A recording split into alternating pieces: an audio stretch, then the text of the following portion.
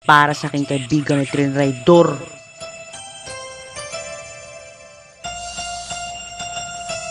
Para sa mga plastic. Lumalapit lang pag ikahitik.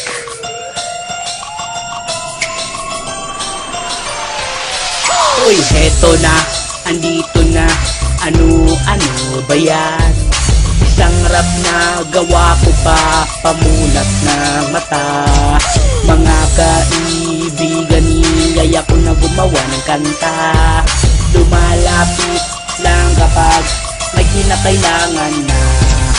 Uy, alam ko na, ito ngay nadadama, kaya mamulat ka na, huwag kang magpakatanga sa mga tao na peke, tila nagpapaganda. Mababae, malalaki, pwede ka mabiktima. Wow, ang galing, bigyan ng jacket. Kinakarma na kayo, alam nyo ba kung bakit? Mahilig kasi naman loko, minsan manakit. Bakit nyo ba to ginagawa kahit siya mabait? Tatapusin ko ang pinagagawa nyo nun sa akin, katulad ng pagtatapos mo paghinga sa hangin. Kala nyo madali, di ka mapakali, kasi nililito pekeng kaibigan mo'y tuli. Ano, natawa ka?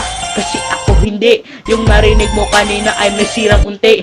Gusto mong kilalanin ang kanyang katauhan? Sige, tawagin na ninyo pekeng yung kaibigan. Hoy, heto na, andito na, ano ba yan?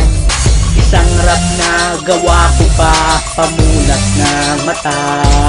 Mga kaibigan, niyaya ko na gumawa ng kanta. Lumalapit lang kapag may kinakailangan na.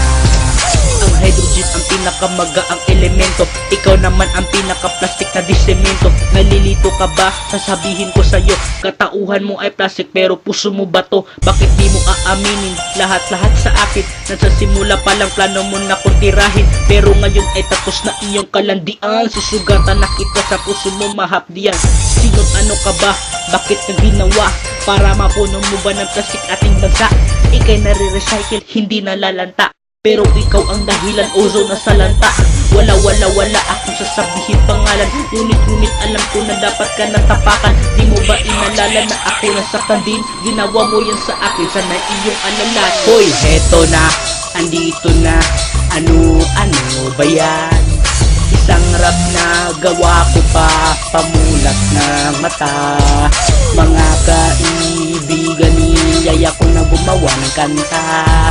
Lumalapit lang kapag may kinakailangan na.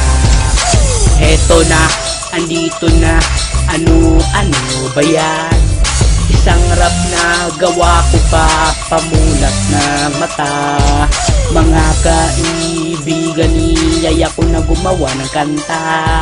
Lumalapit lang kapag may kinakailangan na.